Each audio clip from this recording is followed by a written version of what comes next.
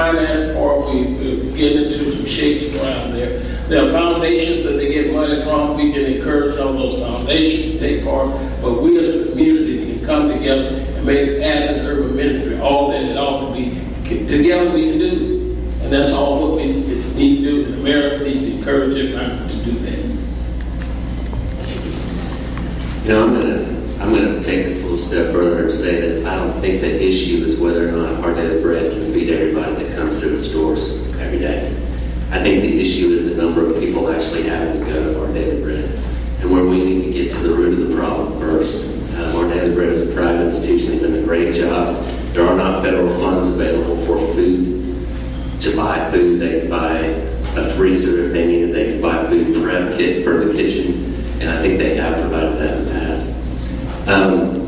There's no way one person up here or one person in the audience can guarantee every person has food security in this community. But what they can do is try to make all the difference for one person at a time. I'm going to leave you with this little story. Guy's walking along the beach, it's covered with starfish, reaches down, picks up a starfish, throws it back in the ocean, reaches down, picks up another starfish, throws it in the ocean. This young guy runs by, he's on the jog, and he says, "What are you doing? There's 1,000 starfish on this beach. How are you going to affect all of them? You're not making a difference at all." And he said, "Yeah, but you know, to this starfish, I just made all the difference." So you need to go out in your community and make all the difference. Thank you. Apparently I'm popular with the ladies, but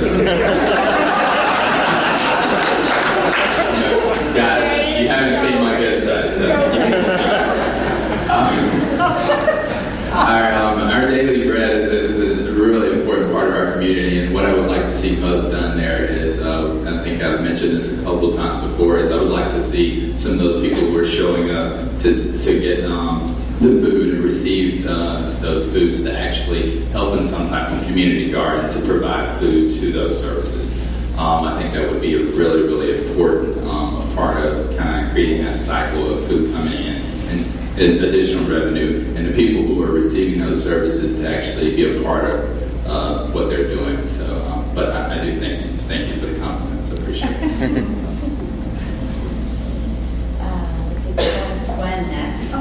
We have a few audience questions, and the first one is actually limited to a 1-minute response, so it's a speed round here. And the two after that will go back to 2 minutes. Right?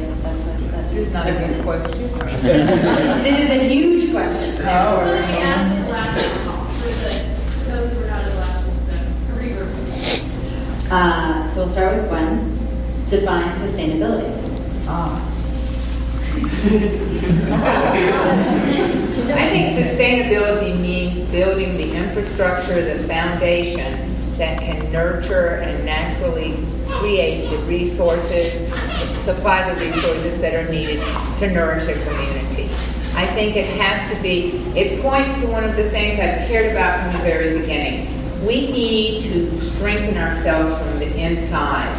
We have been very dependent on the outside for many years, not only the university, but government, and that's we need to look at our small businesses. We need to create jobs for those people that are hungry. We need to do that in a way that makes our community stronger from the inside. I think we can come out of the recession in better shape than we went into it.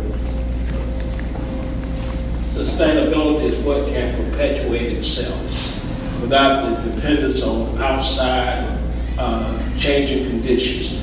If it has the ability to produce and to reproduce and to continue that, then we have sustainability.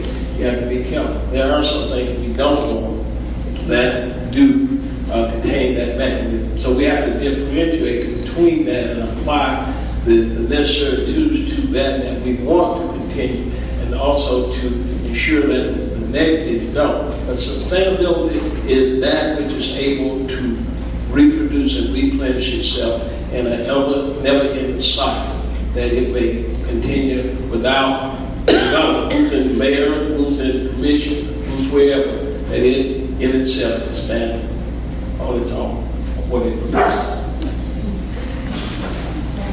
Yes, I mean, the sustainability, the concept of it, I think comes along that story that all of us have heard. If you give a man a fish, feed him for a day. If you teach a man to fish, you feed him for the rest of his life. And that's really what we need to be looking at. In everything that we do, we need to try to be sustainable. And we need to try not to give our fish away. We need to try to teach people how to fish and sustain them and sustain our community from the inside.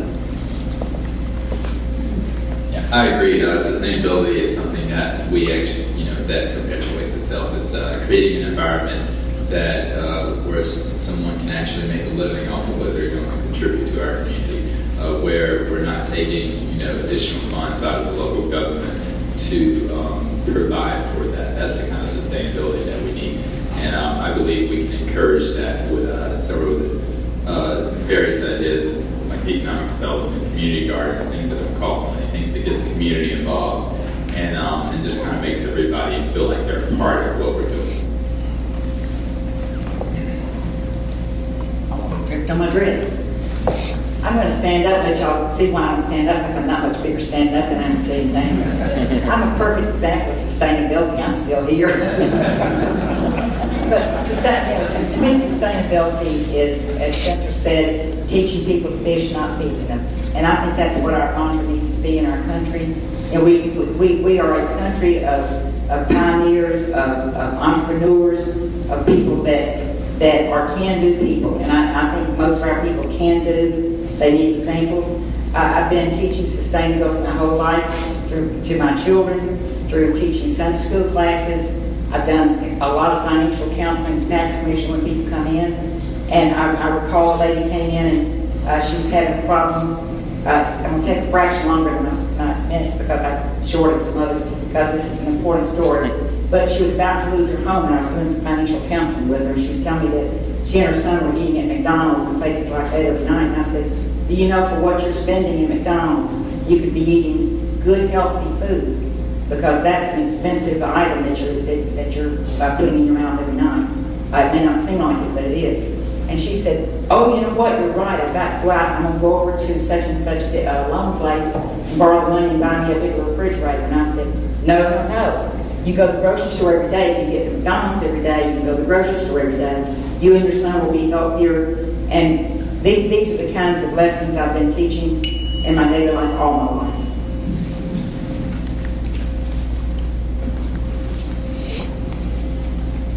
So we're back to 2 minutes. How's that sound? Exactly an hour in. What is your stand on allowing residents to raise chickens within city limits?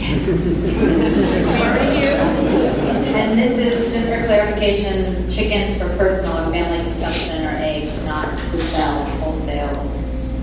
I think that should be allowed, and it needs to be, like I say, limited, because if Gwen is raising chickens and I'm next door and I don't want her chickens in my corn, which we experienced back in the day, then we should have that. If you're going to do that, you need to be responsible for how you raise the container. Let's be honest, you can't stop the rooster from crowing in the morning, so don't even go there. But we need to understand that, it will be an individual responsibility and certain guidelines that you have to follow in that. We need to look at the regulations. We don't just need to ban this and no, let's don't do it. We need to spend time saying how we can do things instead of how we can. That we spend too much time on the negative, on how we ought not to do something, instead of looking at what is being proposed and how we can do it. There are some things we just need to say no. But on something that we look at, we evaluate it, and we come up with the best way, not how to do it, but how we can get it done and have win-win on everybody in the community. I think as private property owners, there's certain rights to go with that, but also you have a responsibility to your neighbor and what you do on your property. Yeah, I think this is a great question.